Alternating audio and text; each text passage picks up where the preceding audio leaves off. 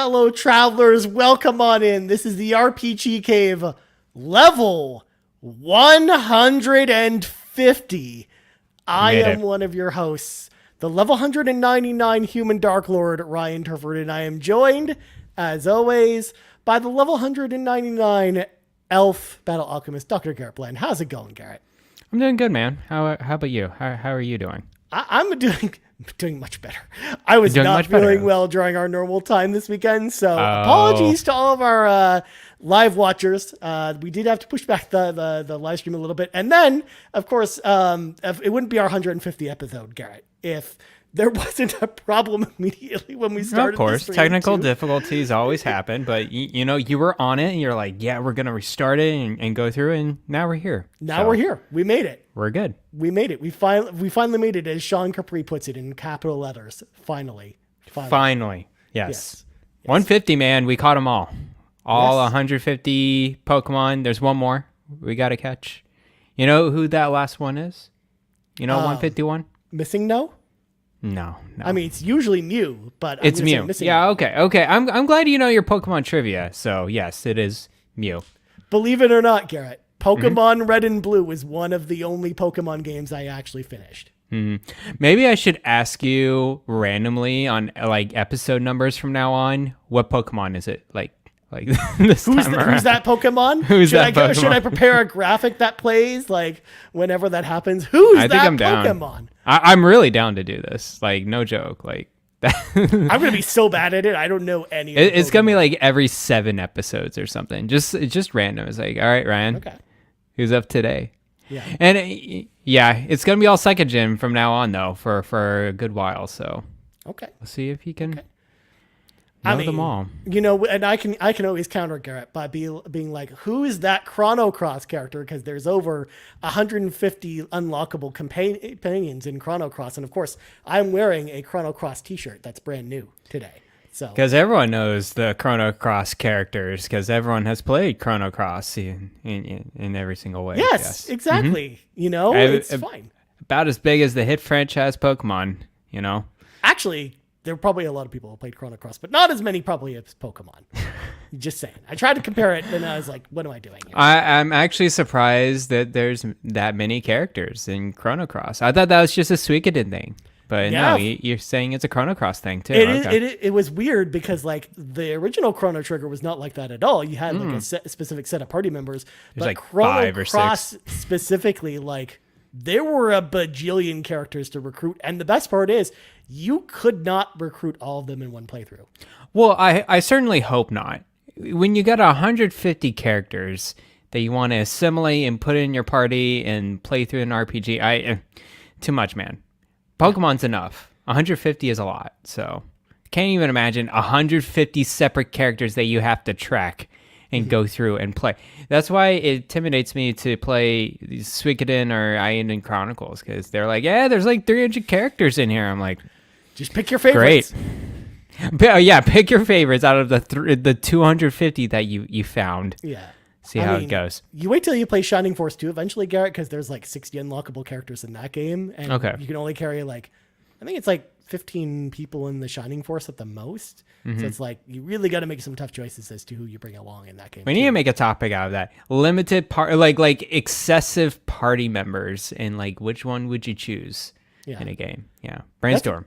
Yeah. Also, a couple comments in the chat I got to address. First of all, Sean Capri says, yo, Garrett's audio is excellent, by the way. Thanks audio listeners in the future, this is because we're actually recording in the evening, so Garret doesn't have to do ASMR, sure. Garret. You don't like this ASMR? That's so quiet, so close, so comfortable. Anyways. That is kind of how that works. That's my my morning show podcast recording voice. I was going to say, because Star Athena nailed it on the head there, saying my theory is that the good doctor is speaking quietly on Saturday mornings, so not to wake anyone up. That's exactly what you said, Yeah, that's true. Yeah. Got to be considerate, Yeah. Yeah, it's fine. It's fine. Whereas, I mean, the only thing I have to worry about is waking up my arcade machines or my plushies on my shelf, and I mean, you don't want to wake them up. You don't want to wake them up. Probably not. No. But maybe they come to life, in the middle. Look, if Monokuma right behind you come to life, game over. This world's done. What are you talking about? Monokuma's great. I kind of want to be friends with Monokuma. He is an agent of he's an agent of chaos. That's all I know. He's more of an agent of despair. Yeah, okay? Despair. There you go. Yeah. Chaos is one thing, but despair rules all. That is kind of Monokuma's thing. But creeps me out. God, what even show is this? This is the RPG Cave where we talk about RPGs all the time. Except for right now. So, of course, let's clear the dungeon so we can get to the raid boss as quickly as possible. So, folks at home, if you want to support the show, there's a number of amazing ways you can do that. Number one, if you're watching the live stream, right meow over at youtube.com/carpoolgaming, or if you're watching the video on demand later, don't forget to hit that like button, smash kick that subscribe button, and let us know in the comments below what RPGs you shelved. We would love to hear from you. Also, if you're listening on audio feeds, don't forget to of course, rate us if you're listening on Apple Podcasts or Spotify, or, maybe just hitting that subscribe button, because that really helps the show go a long way. And by the way, people on Spotify, I see you. There are a lot more of you right now. So I see you. Thank you so much for hopping on in the car with us. I appreciate it. Also, if you want one big podcast feed with the entire Carpool Gaming cinematic universe on it, head over to our Patreon, patreon.com/carpoolgaming, just like Liger Woods 330, who joined at the gold tier. Garrett, did you get I love that name, by the way? I love that name. I love everything about it. It's the Liger from, isn't it Napoleon Dynamite? Isn't that it is. Yeah, the is. Liger. Yeah. And then of course Tiger Woods, the golfer. Well, we'll just keep it at golfer. Yeah, sure. That's all we're gonna keep it at. And star of the hit video game, Tiger Woods PGA Tour 07. There's a lot of Tiger Woods games. I know that for sure. There's true. Well, also, speaking of celebrities, Sean Ashton checking out the 7-day free trial over on the Patreon as well. Shout out to Sean Ashton as well for checking that out. Of course, we do have a 7-day free trial over on the Patreon. If you want to check out our exclusive content, like the Pants Patreon podcast for our patrons podcast, the Real podcast, the Campfire podcast, we got lots of exclusive podcasts over there. Sweet Hangs. The Real podcast. There's no way you have the 7-day free trial, Sean Ashton, but there's no way you can listen to all that, in 1 week. You can't. It's impossible. We calculated it. And of course, CowboyDangerD, who upgraded to the platinum tier. So shout out to all of our patrons over at patreon.com/carpoolgaming. And last but not least, we have our website, carpoolgaming.com, where you can get yourself an RPG Cave t-shirt or any of our other t-shirts from any of our other shows, because we got good t-shirts over there. I'm not wearing mine today, but I definitely have 2 of them in my drawer over here. The RPG Cave shirt is dope. So yeah, go get it. Okay. Very nice. Well, Garrett, before we read from the sacred text, did you have 3 things for me? I have 3 things for you, Ryan. I didn't write them down in the show notes, but that's fine. I got them separately here. Ryan, I finished another game. Oh? That's not Trials of Mana. I did finish that.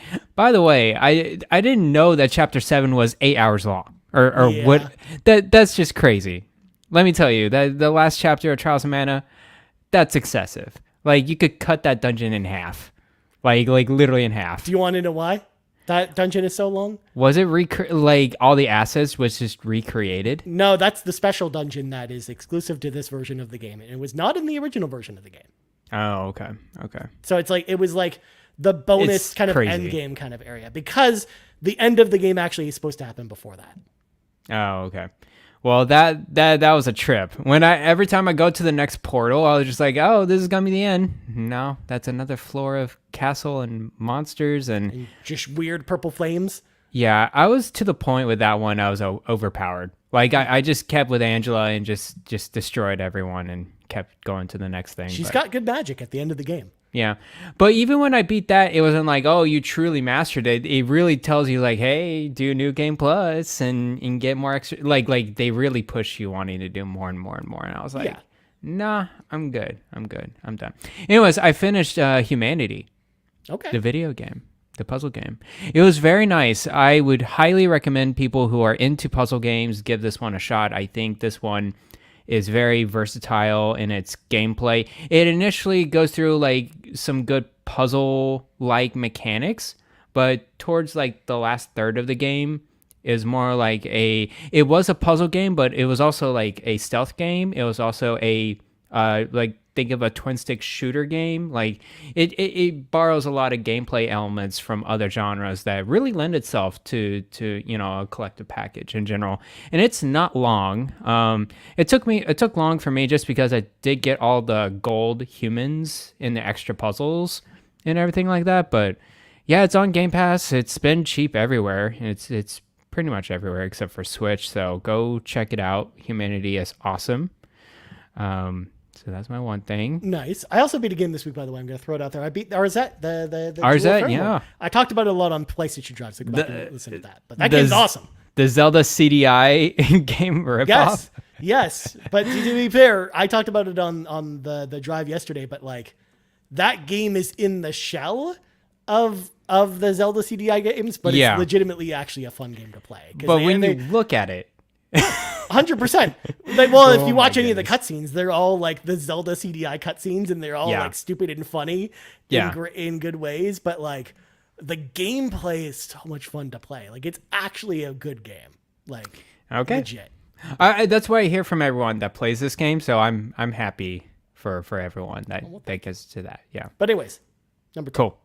Number 2, I'm on the Final Fantasy VII OG train now. I'm all aboard on this. I'm still in Midgard, though. I just So, can you explain to me this Aerith situation here? Because the default name in here is Aeris, right?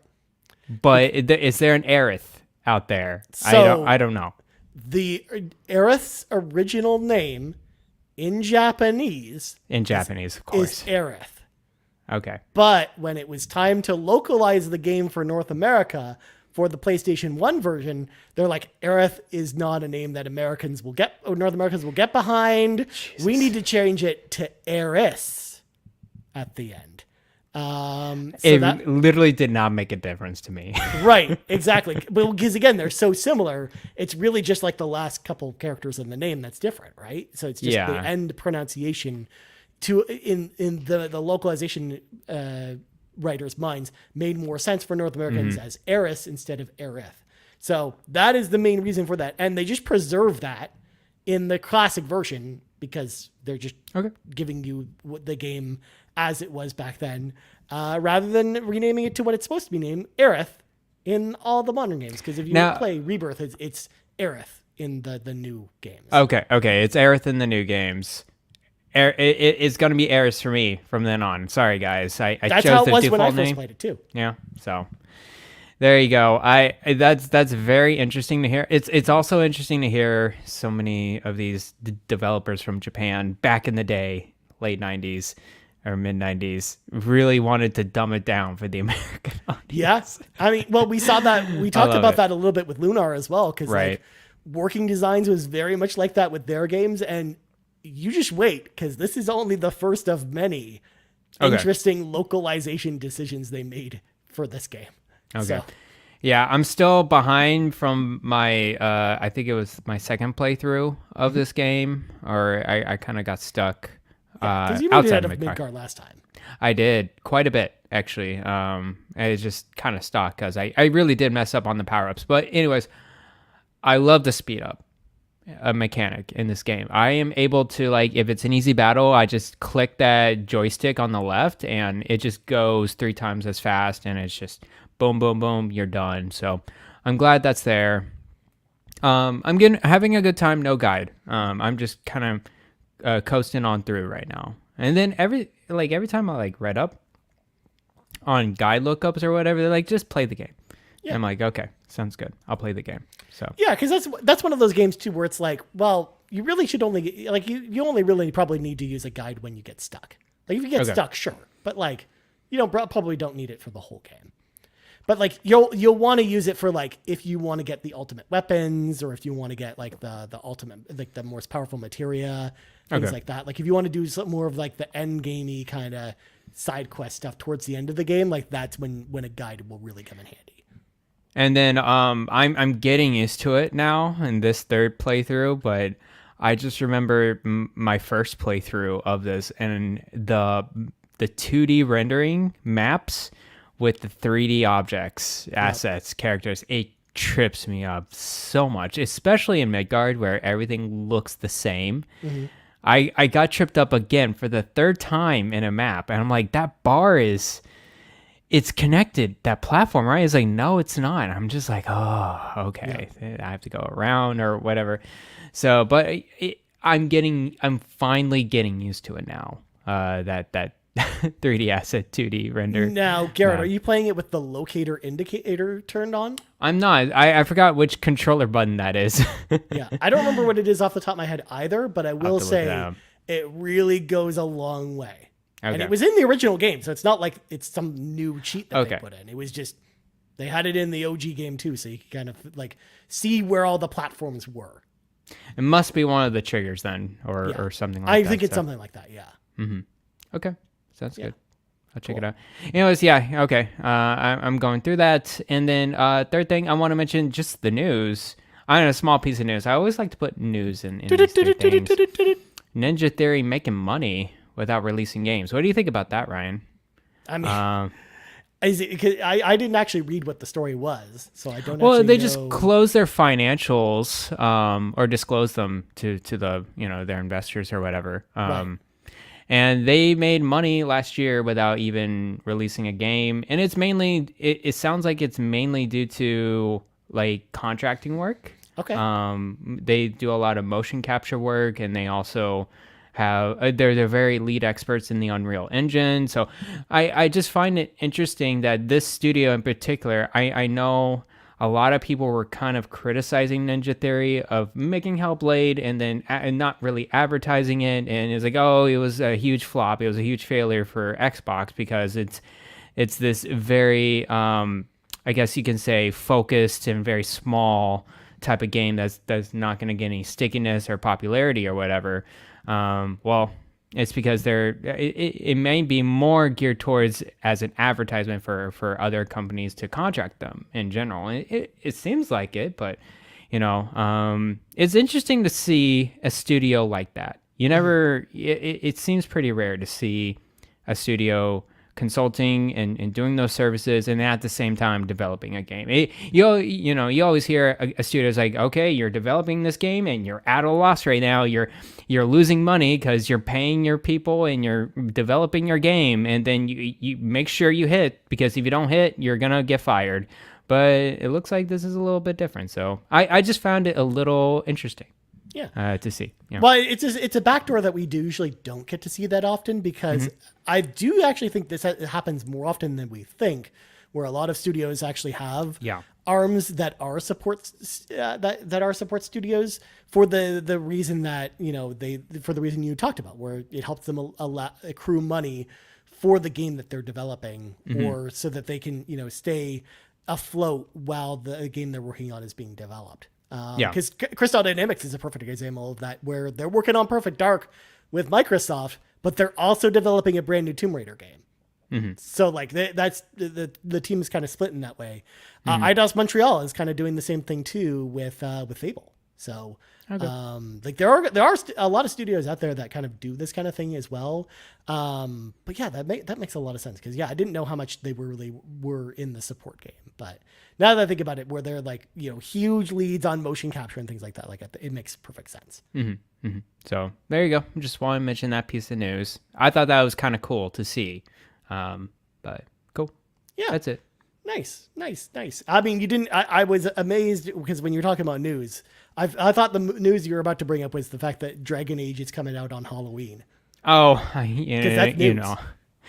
mean, that's cool, but at the same time, I'm not gonna get it day one. So I don't know. I mean, I'm fine. Sean Capri and I joked, because when we saw that release date, we're like, we probably don't need to bring other games to Extra Life. We could just bring That's Dragon true. Age: The Veilguard and just play that for 24 hours and have a good time with it. So there's that possibility.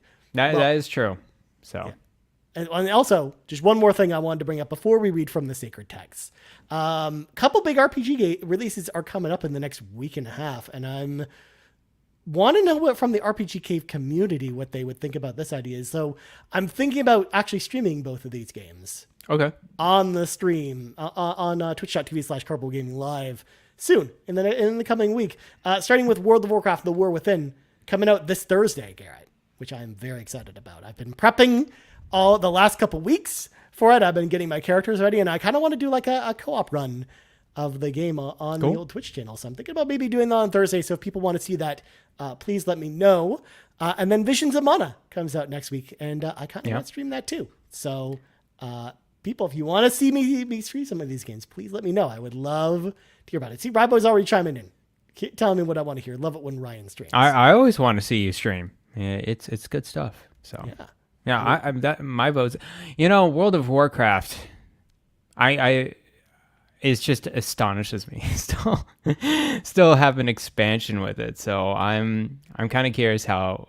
I just want to look at it now, just like a fresh pair of eyes in 2024, what that looks like. I mean, not only that, but it's an expansion people are actually really excited for, and it looks very promising versus other kind of WoW expansions. So, and I have like the perfect co-op partner in mind for that. Good. So, but I won't spoil what that is. Cool. But I'm excited. I'm really excited for it on Thursday after work. I think that's definitely going to happen after the Nintendo Drive, but we'll see. But anyways, that's a long way away, Garrett. It is now time for us to read from the sacred texts because it's time to talk about the games we shelved. Now this, first of all, for those who have listened to the PlayStation Drive, who are fans of that show, you might already notice that we did that topic a few weeks ago on the PlayStation Drive, but there's a reason why I wanted to do that for this show. It's because this is actually kind of a poignant topic, because this actually comes along with a tweet that I put out this weekend where, first of all, a week ago, I did a new tournament bracket over on the Twitch channel, twitch.tv/carpoolgaming live.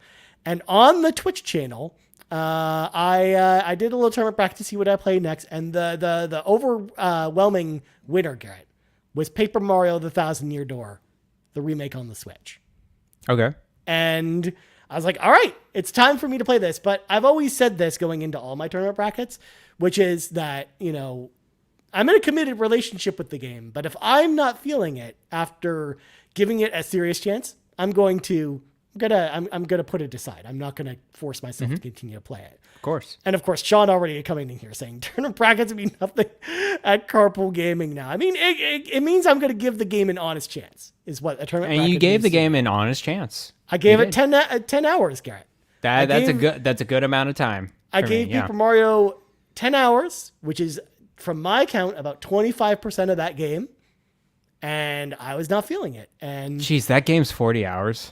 It's like 45 hours. I don't know if I could do that.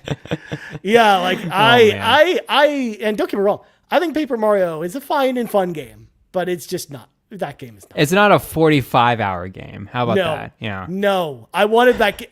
By the time like the 8-hour mark rolled, Garrett, I was just like, please just let this game to be over. I just want it to be over at this point. So that's the first example, first of all, of a game where I, actually, decided to bow out from a tournament bracket, because I finished all of them, including James Cameron's Dark Angel. I finished that game. but was that a short game? It was. Yeah, exactly. Yeah. You can get through it. I hear everyone initially recommending the Thousand Year Door so much. Like, I would say even before this remake came out, before even an announcement came out, let's say 2018, 2019, every time I hear this game, Paper Mario: Thousand Year Door is like best Mario RPG. The best one, hands down. The recent ones are trash. There's nothing compared to the Thousand Year Door. Now I hear people actually playing this game this year, and there's some revisionist history going on here. Yeah. I was like, no, this one's actually boring. This is super long. It's not like what I played back in the GameCube days. I am hearing this type of rhetoric, not just from you, but from a lot of people, that this game is... It might be good, but it may be repetitive. It may be long. It may, all those sorts of things. So right, yeah, and that's the thing. Like, this was my first time playing it. Like, there was no revisionist history for me. Like, I heard all the people talking about it, and was like really excited to play it. But When it finally came down to play it, I was like, no es bueno. But at the same time, like I said, I think there's a lot of good elements to that game, which is why I think tonight's topic is going to be interesting. Because first of all, I don't like to focus on the negative. I like to focus and celebrate the positive things in video games. And, in a lot of ways, like this kind of, the games that we're going to talk about tonight are kind of reflective of our personalities a little bit. And, the type of games that maybe we thought might gel with us, but just, didn't for one reason or another. But I think I know on my list, Garrett, and I don't know if it's the same for you, but all of the games on my list actually reviewed really well and people actually hold in high esteem, despite the fact that I personally didn't gel with those games. So, okay. I feel like it's one of those things where I really wanted to celebrate even though that I put these games down, I wanted to celebrate the good things that got it. Just like Paper Mario: The Thousand Year Door is a very pretty game. It plays really well. Like the combat is really fun because it's made by Intelligent Systems, who, I love Intelligent Systems games. It was more just, the story, what you're doing in the game, the puzzle solving. It was just more of that stuff that I just really couldn't get into. And unfortunately, that was just the bulk of the game for me. So I was not super into that. But that being said, that's not one of the three I wanted to highlight tonight. That was more the reason of the inspiration for this topic, Garrett, because I wanted us to explore the space a little bit, talk about the games that, we've shelved, but also the idea of just because we've shelved them, is there a plan to ever return to some of these games and maybe give them a second chance? Because Paper Mario is one of those things too, where I'm like, even with that game, I kind of want to give a second chance down the road. I just think now is not the time for that. So we're going to go back and forth as we always do and talk about the games we shelved. But Garrett, I just talked a long while about Paper Mario. So I want you to start us off, man. What's the first game you want to highlight tonight? Yeah, sure. Before we get into this, I want to really define shelving in itself, because I think what you mean by shelving is that you've played the game, gave it an honest chance, but then somewhere I decided I am not moving forward with this, which is a little different than I got distracted with other games and decided to drop out of it kind of thing, right? 100%. That's how I look at shelved games. Okay. Sounds good. Just making sure that we got that definition pretty clear, because I got this first one for you. Hold on. Sean Capri asks for permission. Is it okay if I play Final Fantasy VIII while you talk about shelved games?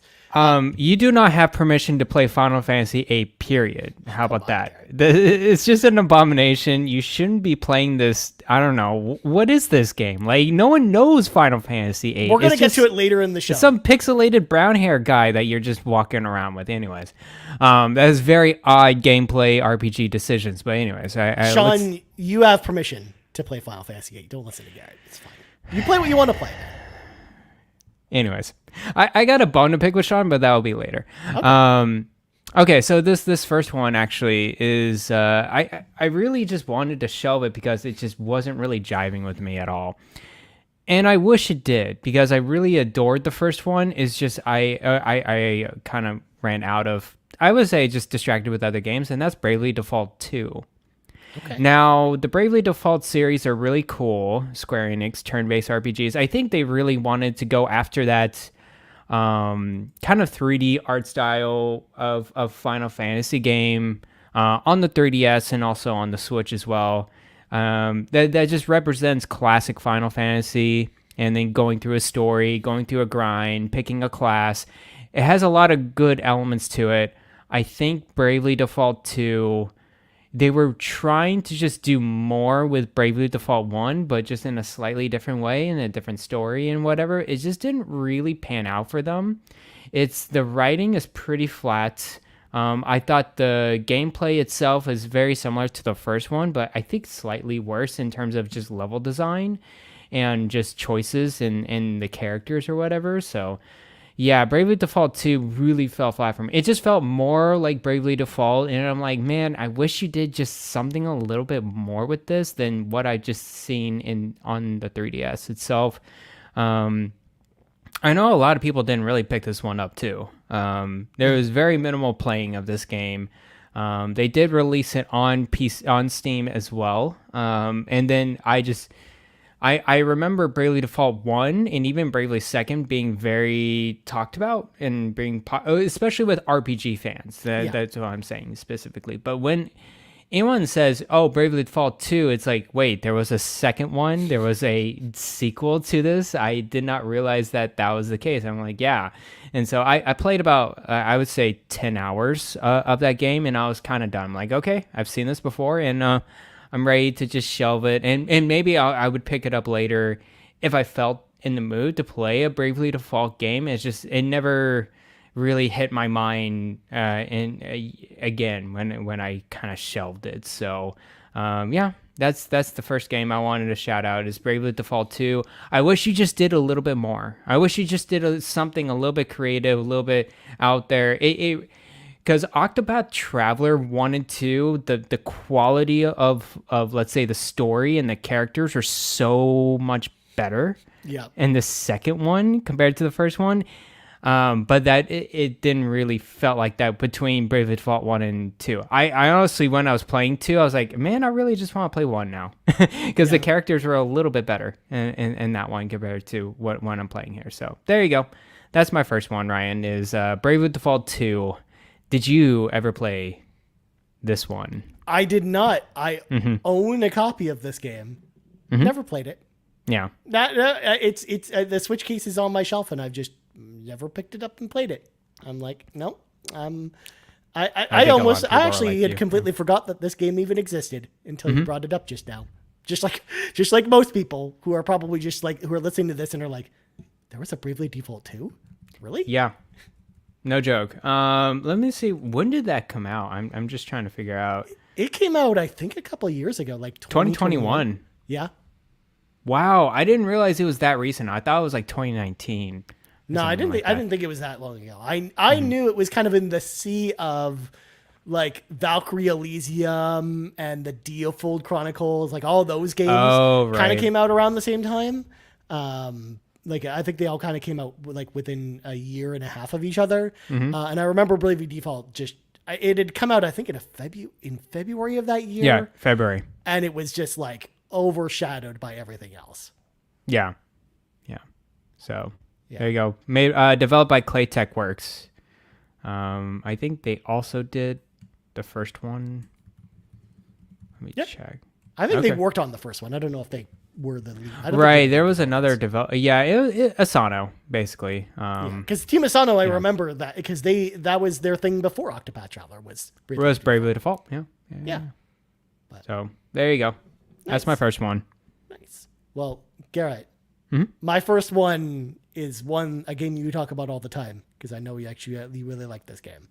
Oh, no. But it was one that I shelved, and it's of all the games I'm about to talk about tonight, it's probably the one I least likely will ever go back to. Oh no, I've kind of resigned myself to this. That game, The Witcher 3 Wild Hunt. Oh man, I knew you were gonna say that. You knew it. You knew this one was gonna be here tonight. I know. Yeah. Because like I've talked about it on the podcast before, but I'm gonna mention it again because it's been a while since I've talked about my thoughts on The Witcher 3 Wild Hunt. First of all, this is a game that I started multiple times. I started at this like 5 or 6 different times, and most of those times, Garrett, I couldn't even get past the 5-hour point. But killed me here. Finally, I decided to give it a real, honest chance and sit down and play with it. 40 hours later, I almost got to the part where you go do like the second part of the story, whichever one is the good part. But I never quite got there. Yeah. I never quite got there. And I was just like, when I got to that point, I'm like, I can't do this anymore. I just can't. I was like Frodo with the ring trying to carry it to Mount Doom. He's just like, I can't do it anymore, Sam. Like that was me playing The Witcher 3 Wild Hunt, Garrett. There were so many side quests. There were so many things to do. Even when I opened my map, I'm like, there's like 50 question, You're not supposed to do every single one, by the way. I know. Just to let you know. Okay. I know, but my OCD nature couldn't just leave that be, Garrett. This game's not for you then. It was in a lot of ways, it was kind of too overwhelming. I understand. And we talked about it before as well, where that's a game like, that just the combat didn't really jive with me, but I was really enjoying the story, especially from the side quests, which is one of the reasons why I was doing so many side quests was like the story side quests in The Witcher 3 Wild Hunt are excellent. They're great. The writing for all those are so good, and it's almost better than even the main story's writing, which is also good too. But it was just one of those things where I just couldn't do it. But I felt after the 30-hour mark, I was forcing myself to continue to play it, and by the 40-hour mark, I was just like, I can't do it. I kind of collapsed. Gwent didn't save you? No, Gwent I barely played Gwent because I wasn't enjoying it. Of course. So, I didn't have Samwise Gamgee to just lift me up and be like, I can't carry the ring, Master Frodo, but I can carry you. There was no moment like that. Instead, I just fell flat in front of Mount Doom and just like, nope, the ring did not. Were you going into the island in the Northwest? As that was your next stop? Like you had to go. I forgot what the island was called, but like you do a lot of the story in the mainland, and then there's that island in the Northwest. Yeah, I didn't go to the island in the Northwest. Man, that's where I get everyone keeps telling me. Man. Everyone keeps telling you that's where the game gets good, and I'm like, I didn't get there. Well, okay, 40 hours. That's enough where you could judge whether it's for you or not. So that's fine.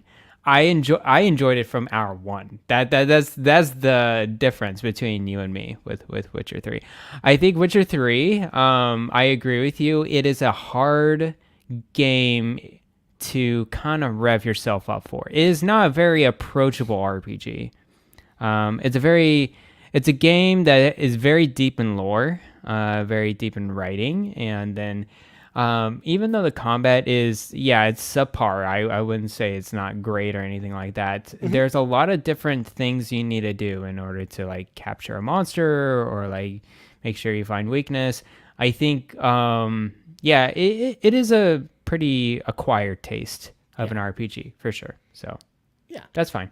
And, before I turn it back over to you, Garrett, very small honorable mention to another game from the same developer, Cyberpunk 2077, is also in this boat too, where I got I looked it up, 2 missions away from the final mission. Oh, no. And then I put it down and I was like, I can't do it anymore.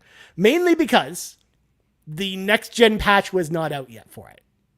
I was playing on the PS4 Pro.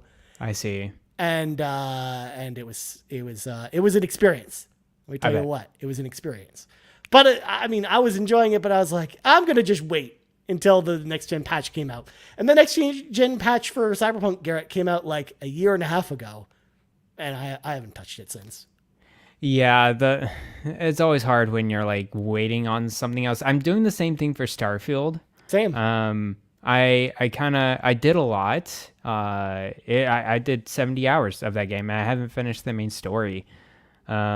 And then in January of this year, I was like getting into it. Like I'm like, I'm feeling it. And then I'm like, wait, they're gonna do more stuff with it. Why don't I just wait and play Baldur's Gate 3 instead right now?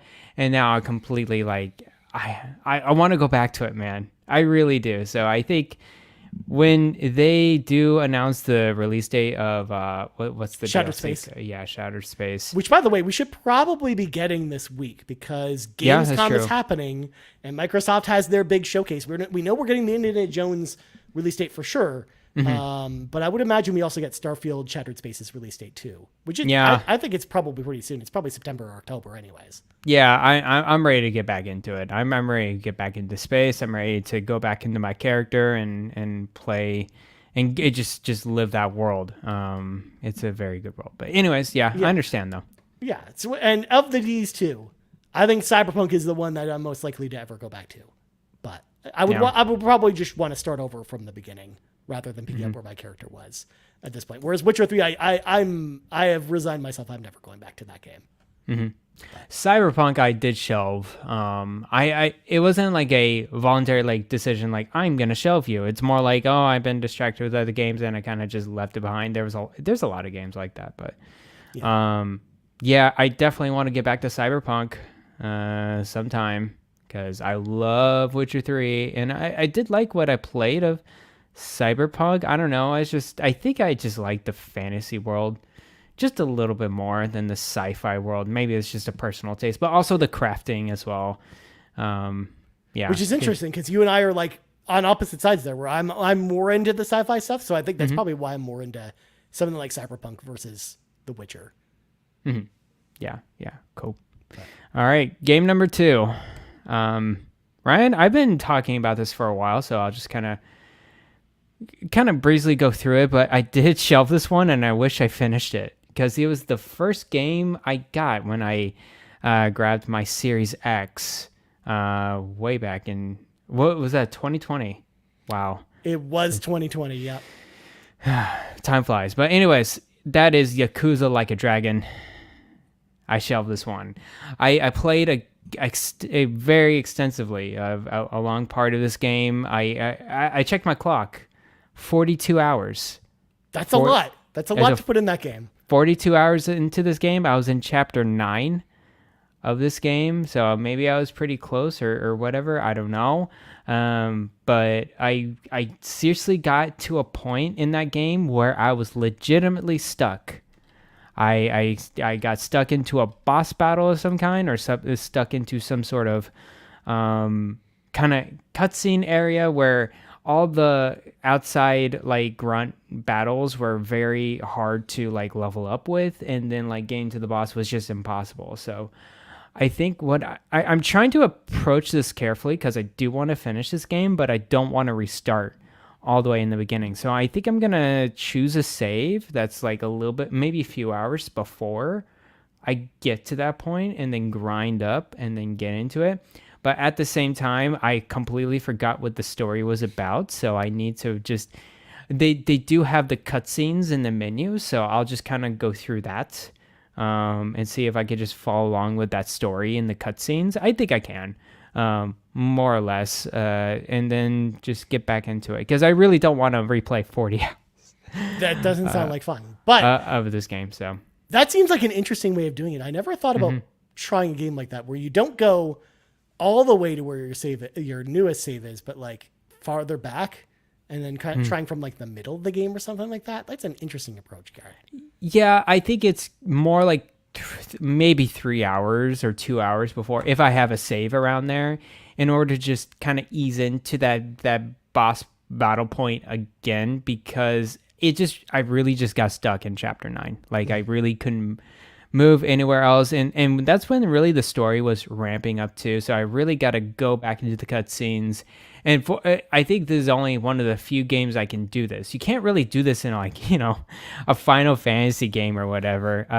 Really, just in this one where all the cutscenes are saved up until that point where you kind of discovered all the cutscenes. Like, all right, you just revisit those and then see if you have a save a few hours before and get back into it. I think I could do that though, and be satisfied with it. So now, Garret, would it surprise you to know, because you called out Final Fantasy by name, that Final Fantasy 14 allows you to rewatch any of the cutscenes in the entire game over again?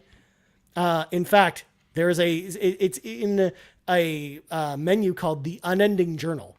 And the Unending Journal. Gosh. Do you have any guesses on how many cutscenes are currently in the Unending Journal at this point? It's unending. That's what it is. It's all right. Give me a number. 120. I don't know. I laugh at that. It's 287. Too much. Hey, like, what's the average time length on these cutscenes? Are they like 5 minutes, or like a movie like Metal Gear Solid going? It's a little bit of both. It's a little mix of both. Oh, gosh. Yeah. I think the longest one is probably at least an hour. I'm good. Yeah. I'm good. Yeah. Okay. Cool. I didn't realize with Final Fantasy 14, but maybe, let's say every classic, I'm saying like classic Final Fantasy games. That's what I'm thinking in my head. Yeah. You'd have to like put the PlayStation disc in your computer and then somehow rip the videos from it and play them that way. Right. Yeah. So. That's an interesting one. I know a lot of people really like that game. So I loved it too. I just think I got to a point where I just really got stuck and just went on different games. And I really wish I went through with it, because I was just so far into it. I was enjoying it too. It was a lot of wacky style. I do enjoy it. And I want to play Infinite Wealth sometimes. So I hear that game's just better than Like a Dragon. So I'm like, okay, I want to get to it. So nice. There you go. Game number 2, shelved, is Yakuza Like a Dragon. Nice. Now, I gotta bring Yon 32 in this. It says, mine was Dragon Quest 11. I couldn't do it after the second half. I hear that a lot from people. Dragon Quest XI specific. That game is so long. That's like a 100-hour game. Yeah, and I hear like the second half is just a repeat. Yeah. Or like there's repeated endings or whatever. I don't know. It's kind of like Bravely Default in that way. Oh, the original Bravely Default. Yeah. Yeah. Oh my gosh, I remember that. I didn't finish that game because of that. So, anyways. Yarden with the dissenting comment. Honestly, I enjoyed Like a Dragon more than Infinite Wealth. Interesting. Yeah, I hear the opposite, but I hear like Infinite Wealth, like to some people it's like their game of the year or something like that. So yeah, interesting. Well, I mean, there's no other good games that came out this year, Garrett. No other good games. Yeah, like the game I'm about to talk about, because the next game I shelved, Garrett, was a game this year. Oh no! Not only that, but coming into this year, Garrett, this was one of my personal most anticipated games of 2024. It's Unicorn Overlord. Yeah. Unicorn Overlord has to be on this list here, Garrett. How could I not bring up Unicorn Overlord here? An incredible game. One that I enjoyed for 53 hours. That's a lot. Shelving it because I got again, kind of like Cyberpunk, 3 missions away. Oh no. From the final boss, and just said, I'm good. I don't need to do that anymore. The story didn't matter because everyone talks about it kind of with Unicorn Overlord, where the story is not, the driving factor. It's not a good story, admittedly, but the combat and the gameplay itself was so fun that it really kept me going to that point. But it was because of that where I was just like, there was no drive for me to want to see what the ending even was at that point. I had my fill of the gameplay at, the 53-hour mark, and I was like, all right, I can walk away from this. That's that's hard to hear. I find it very hard, at least for me, like a game that you're about to end. For me, it's like, all right, you're gonna stick it through. You're gonna go to the end, whether you enjoy it or not. But like, when I hear you, it's like, yeah, I was 3 missions away. I'm just like, oh, Ryan, yeah, you're killing me here.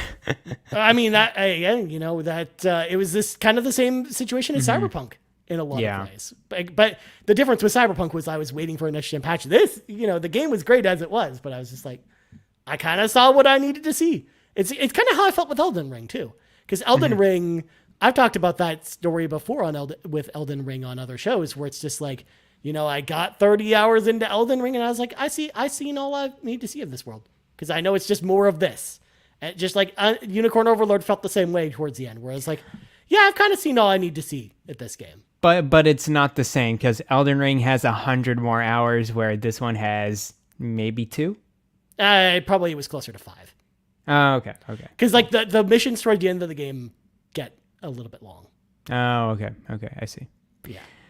Well, interesting to hear.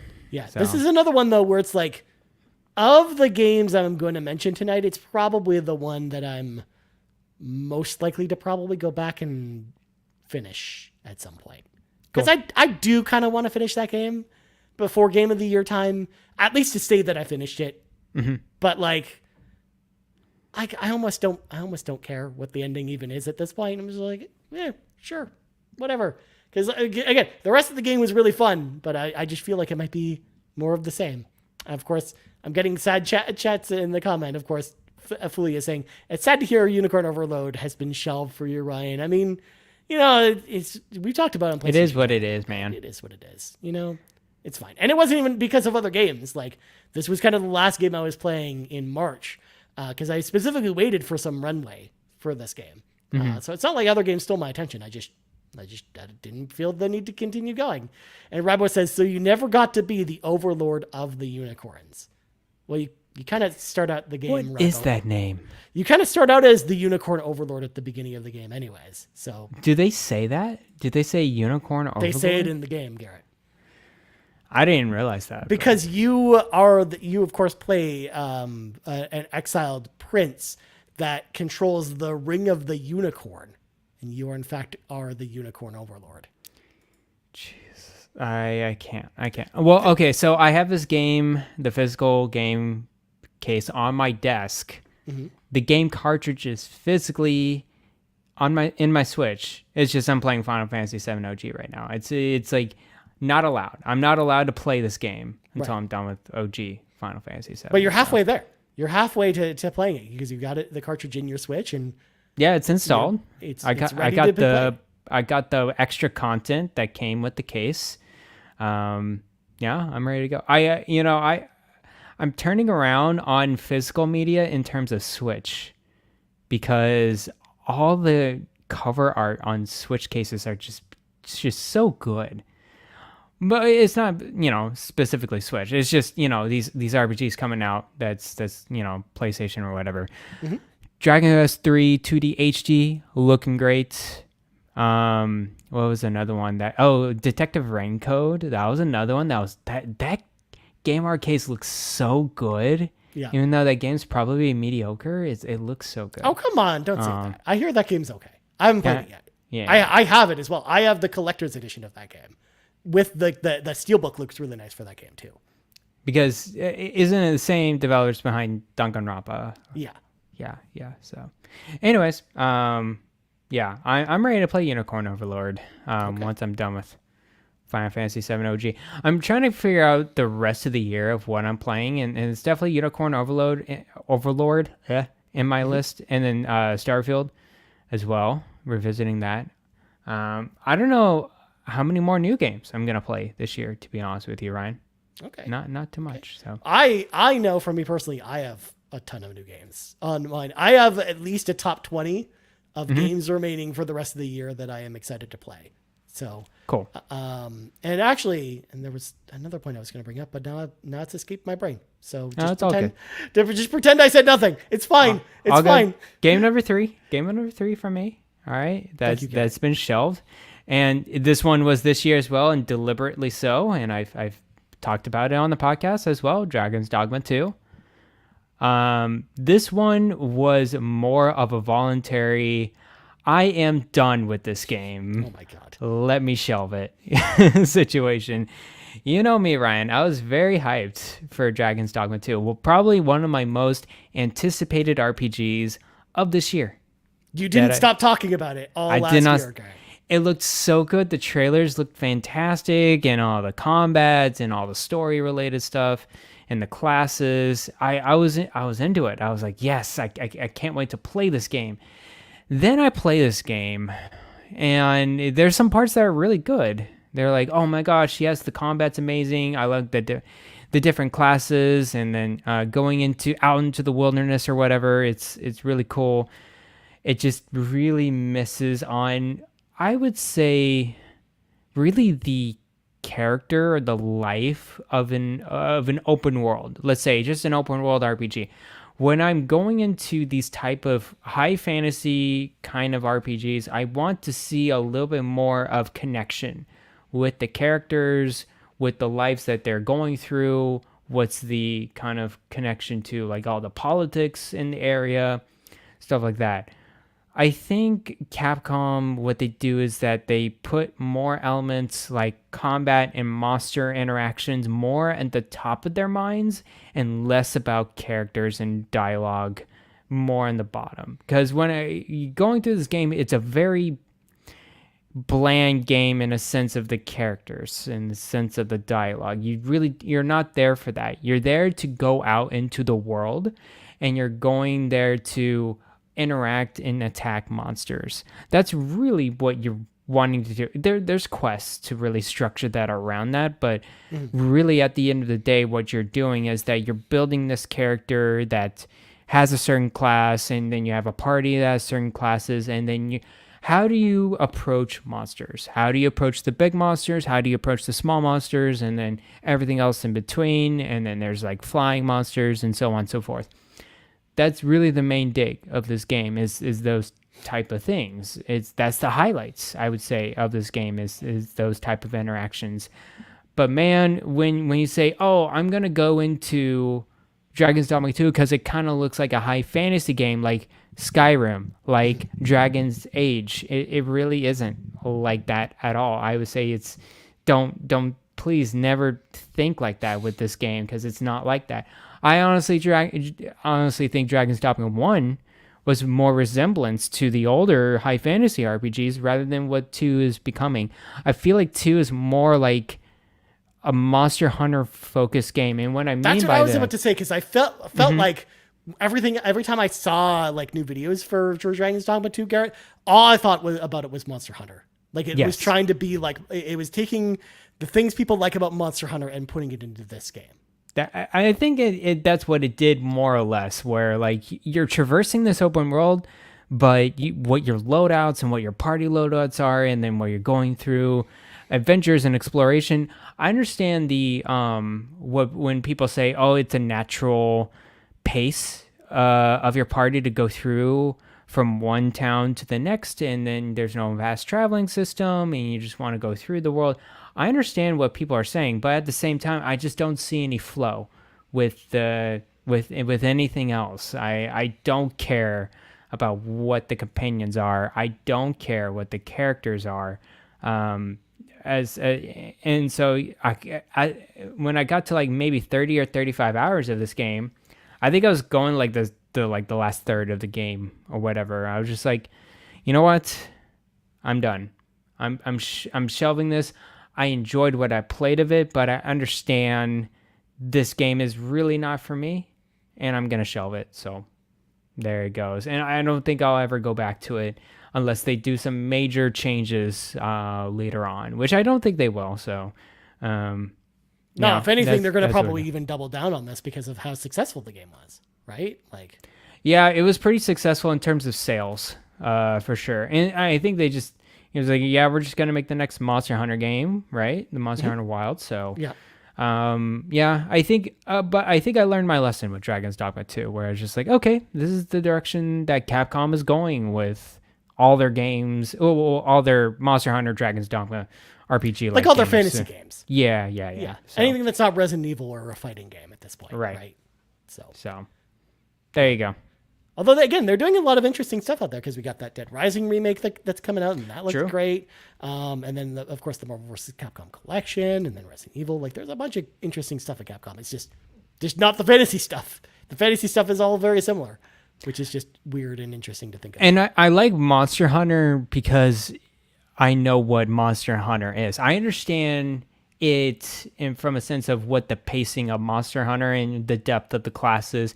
You're there for really going out and exploring, and then being with other players and taking down monsters, which is super cool. I think I understand that very well. I think they just put it too much of that into Dragon's Dogma, and we got what we got, which a lot of people say this is a very high quality product. It was very high. It was highly reviewed. It was a very good score. It's still one of the best reviewed games of the year, which is.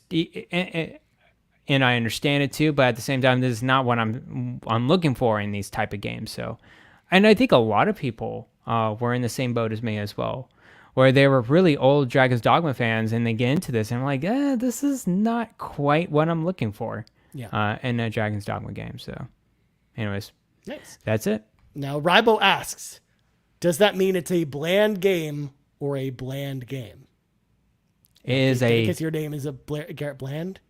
It's a bland game, let me tell you. Oh, jeez. It's a bland game. I got chills. Chills when you said that. Yeah. Boring. That's what it means. Good God. All right. The final game I wanted to actually highlight is a PlayStation 2 game, Garrett. Because, of course, I got to bring in a retro game. But this is one that I played much later in life than because I didn't play it at launch. But I played it much later on because I wanted to go back. I had a mission, Garrett, which was to go back and replay as many of the old Tales games as possible. Yeah. And Tales of Legendia on the PlayStation 2 is, the Tales game that, isn't held in as much high esteem as something like Tales of Symphonia or Tales of the Abyss. Both were also on the PlayStation 2. But this one, people like this game. People like Tales of Legendia. It was like it was basically the first North American Tales game on the PlayStation 2. It came out after Tales of Symphonia. So as far as the combat and the gameplay systems, it actually feels like a more advanced game than Tales of Symphonia did. But it's one of those things where just, I was enjoying the combat because I like the Tales combat where it is like an action RPG and it almost feels like a fighting game in a way, or a beat 'em up. where you're in like it's kind of, since it was an old Tales game, it's kind of 2D, and you're on a flat plane, and you've got your characters fighting all the enemies that way. So all that was great, but the story kind of goes in interesting directions down the way, and the characters make some interesting choices. And for whatever reason or another, I got like 25 hours into this one. And when I look it up on how long to beat, Garrett, I was maybe like 7 hours away from finishing this game.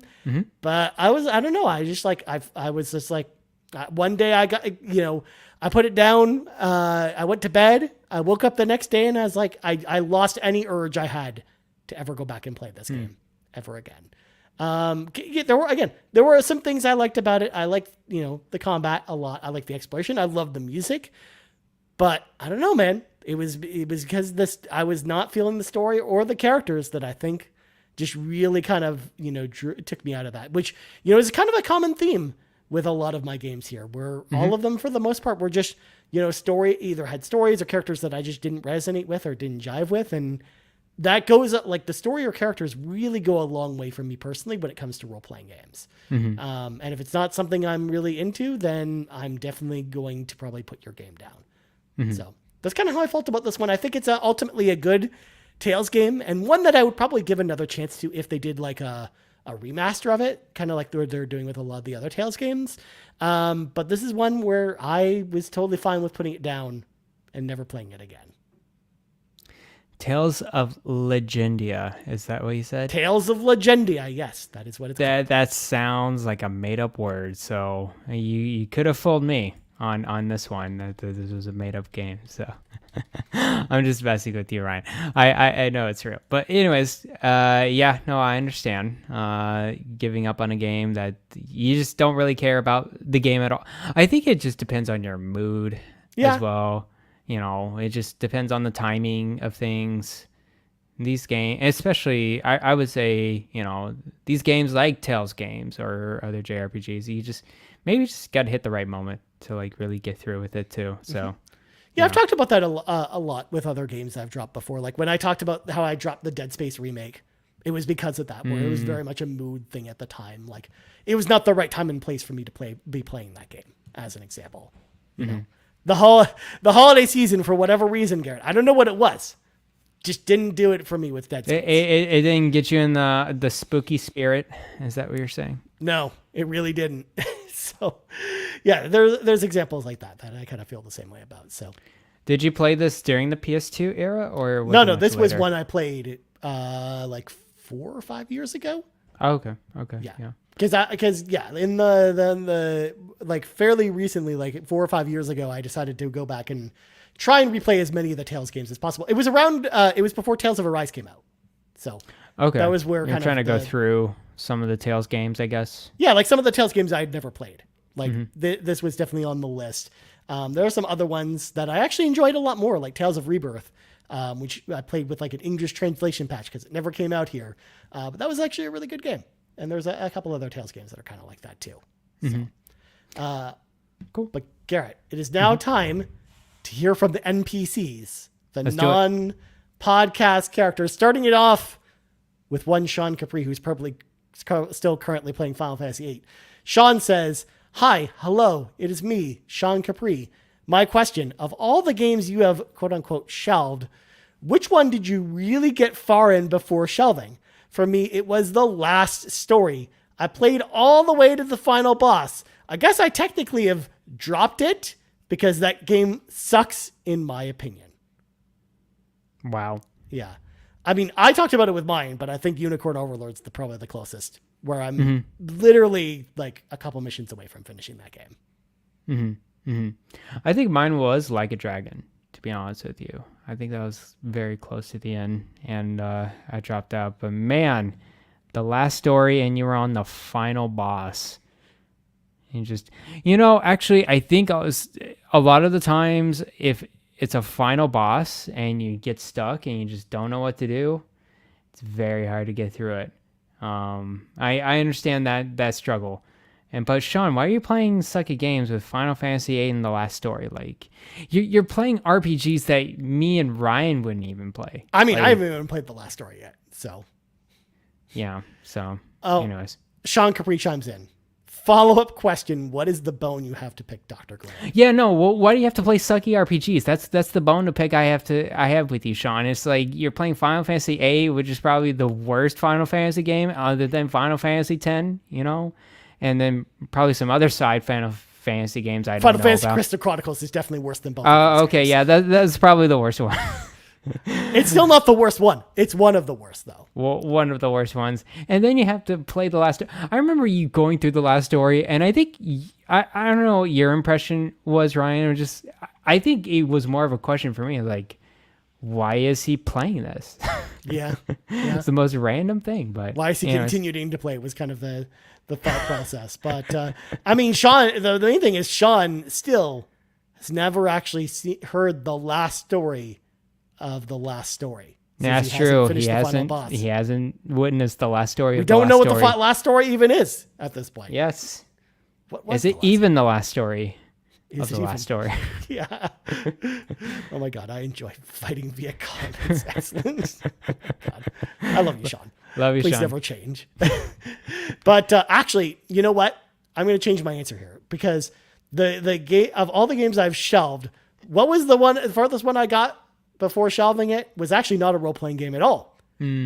But it was Assassin's Creed 2. Because... Oh, you didn't finish that? You want to know why, Garrett? I think I've talked about this story on other podcasts before. I got to the final mission in Assassin's Creed 2. I put the game down for the day. I closed it.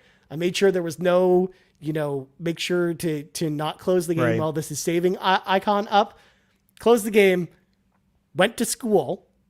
Because I was in broadcasting school at the time. Mm-hmm. Came back home all excited to finish Assassin's Creed 2. Mm-hmm. All my saves were gone. All your saves were gone? Yeah. What was this on? Xbox 360. Oh my God. Yeah, of course it's Xbox 360. Yeah. Okay. So I was just like, all right, I've basically finished this game. I'm just going to go watch the ending on YouTube because I'm not playing this game from the beginning again just to see how it ends. I get it. Yeah. I get it. I was just like, nope, that was it. That if there's one thing that'll make me drop your game, developers, it's deleting my save at the end of the game. My first Assassin's Creed game was Brotherhood, and then I played Revelations 3, then 2. I played 2 via Games with Gold, and that's still my second favorite one, I think. Yeah. I'm just more into the modern Assassin's Creed games anyway. So like Assassin's Creed 2, I like it a lot, but it's like I don't like it nearly as much as Odyssey, or Origins, or Syndicate. Like I like all those games better than Assassin's Creed 2. I don't particularly care for Origins as much. I haven't played as much Valhalla in Odyssey, so I don't have an opinion of those. But okay. Origins, it was good, but it's just there was a lot of fluff in there. I was just like, ooh, okay. I'm so freaking ready for Assassin's Creed Shadows, by the way. Like I am like chomping at the bit to play Assassin's Creed Shadows. I'm just so far behind with Assassin's Creed. I just need I don't know if I would have time to play all of them, But Assassin's Creed Shadows is basically going to be like the start of the new story for Assassin's Creed. So it's actually good. I can wait for the gold edition. There you go. 2 years later. Yeah. When it's like when it's on sale for $10. Or $10 or $20, and I'm good. Yeah. I'm very excited for Star Wars Outlaws as well. Ubisoft, they're cranking out some good stuff later this year. So, yeah. Looking forward to it. Yeah. I was going to say, Outlaws is out next week. So, get excited. Yeah. It looks so good. I think I'm just excited that it's not a lightsaber Jedi game, type of Star Wars game. It's a bounty hunter open-ish zone game. I'm like, yeah, that sounds so cool. But yeah, cool. Chances are y'all probably be hearing more about Star Wars Outlaws in a few weeks. We'll probably be playing it. So cool. Next up, we got Ryu, who says, "How long do you guys generally give an RPG before shelving it? Do you have a rule similar to anime/TV show rules of 3 episodes before dropping it? An RPG that I've shelved, I know this will hurt for all the Xenobabes, is Xenoblade Chronicles 2. I got to the last chapter, stopped, and have no desire to finish that game." Yeah. For me, Ryu, I don't have a formula. It's just kind of how I feel about it. Cause you've heard kind of wildly different kind of examples. of games I got really far in, or games that, like Paper Mario, where I played about 25% of the game. Like, what I have to feel like I've given it at least, with a long RPG, at least 10 to 15 hours. And even then, like, that's not even enough for some RPGs. Like Persona 5, Garrett. If I was to play 10 or 15 hours of Persona 5 and then considering dropping it, but like that game hasn't even really gotten going at that point. Well, yes and no. I think I disagree a little bit in a sense of if you just don't if you don't like, let's say, the mechanics of an RPG, or you don't like the story at all, and you're 10 hours in of, let's say, Persona 5 or any other RPG, I would say don't go through with it, because it's just going to be more of that. I get the understanding of, the RPG is going to open up a bit. It's going to be better later on. But like, I think I would even say after 10 hours, if you're not enjoying the mechanics, or you're not enjoying the story or anything like that, if you're really not enjoying one aspect of the RPG now, it's just like, dude, just like, if you're really deciding on it now, you're not gonna. It's hard to change your mind later. Yeah. At that point, so yeah. Hashtag change my mind. Change my mind. Hashtag change my mind. But yeah, I understand with Persona 5 is such a long RPG. I think you really gotta enjoy the atmosphere of the game from the get-go. You know, you gotta love going into turn-based battling and those art style and everything like that. And even the story about, the kid who, moving in with Sojiro, and, after he committed that crime, the crimes. Yeah. Yeah. That story's so good. It's so good. I need to replay Royal. or go through Royal. That'll be a plan. One day. Before Persona 6. How about that? We'll see. We'll see about that. I have so many other old games to assign you before then, Garrett. Don't make me. Oh, too bad. You don't know what you signed up for, man. Don't give me another Sega game. You're gonna play Shining Force 2 this year, and you're gonna like it. Okay? You're just gonna have to deal with it. Sounds good. One of these days, you're going to play Shining Force 2, Garrett. So we can talk. Eat my greens. Yeah. Basically. Yeah. That game. You're gonna actually really like that game. So, at least I for sure think that. But. Yeah. So Rio, to answer your question on my end, yeah, I would say 10 to 15 hours is kind of my limit. If I'm going through the game more of in a dedicated fashion, like, I want to go through this game, I want to see it through the end, and let's say after 10 to 15 hours, I really reassess myself, like, yeah, I'm just not really into it, or I want to continue it. I think that's kind of to the point where I move forward with it. I think I do this a lot with just games in general, not RPGs, but like I do like to dabble. Like I would play, like, let's say 2 to 3 hours of a game. And I'm like, okay, is this a game I want to pick up right now, or am I in the mood? Not necessarily like I am dedicated to this game and playing through it. It's just more like I just want to sample it, see if I'm ready to go with it. And then with those games, I would, if I want to go back to it, I would just kind of maybe start from the beginning, just to go through it. But yeah, That's just how I deal with it. I mean, Yarden apparently never quits a game because they only play bangers. That's just how that works. I find that hard to believe. Yeah. Well, next up we got Final Fantasy VIII is Life, Final Fantasy VIII is Love, who says, I have a question about a game no one would expect from me. Rumor has it that a fair amount of people shelled Final Fantasy VIII. Do you think it was rightly done, or should people give this masterpiece another chance? I don't know why you want to ask this question to us. Okay, Dave. Ryan? I'm just going to shake my head at you. Dave, you already know what I'm going to say, and I'm not going to say it. I want, if I was always told, Garrett, growing up, if you don't have anything nice to say at all, don't say anything. Do you think I would ever play Final Fantasy VIII in my lifetime? That's the real question.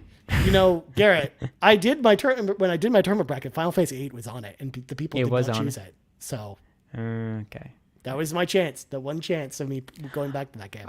I'm really curious how much of the Final Fantasy franchise I will go through in general, and I think 8 would be one of the last ones I would go to. That is probably one of the ones I would ever tell you to go back to.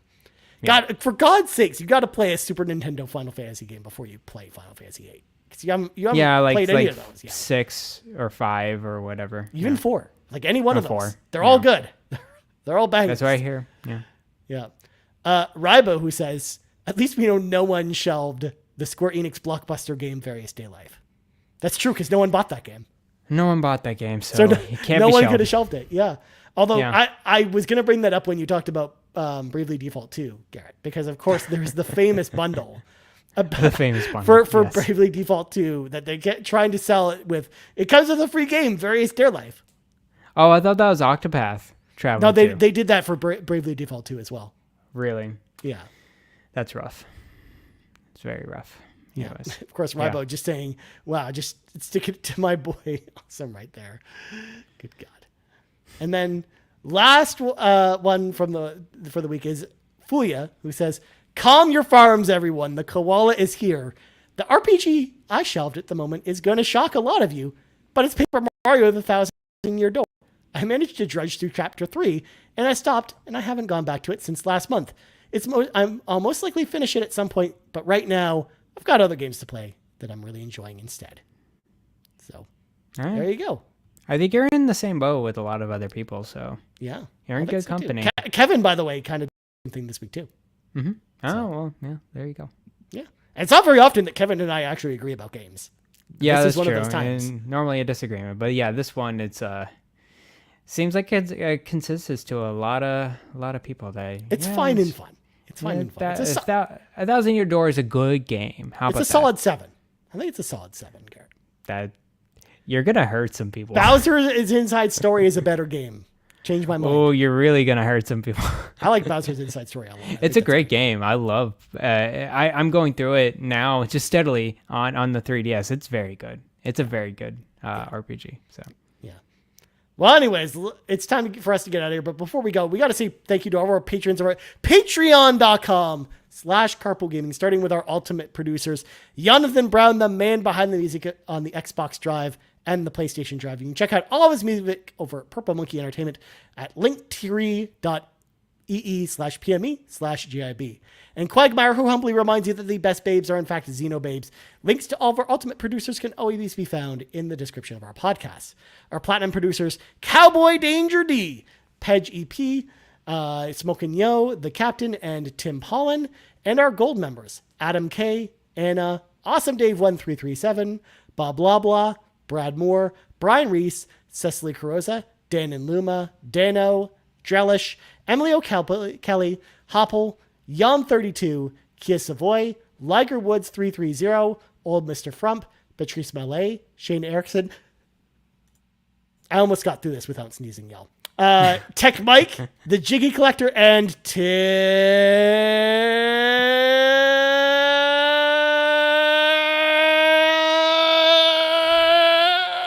Aulph.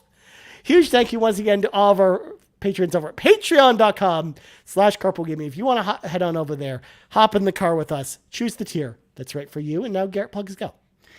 Wow, that was a very long Tim off there.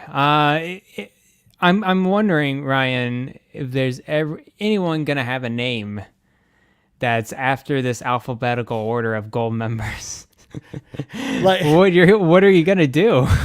I don't know. Are you gonna forcibly switch them? No, whoever's at the end is gonna get the epic treatment. Like the Zebra Lion 39 or whatever. They're gonna be the last Zebra Lion one. 39, like that. You know? Okay. Look, you gotta make it epic, Garrett. Okay.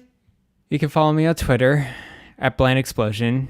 And you can also find me on the Discord. I'm reading every single message on the RPG Cave. I am.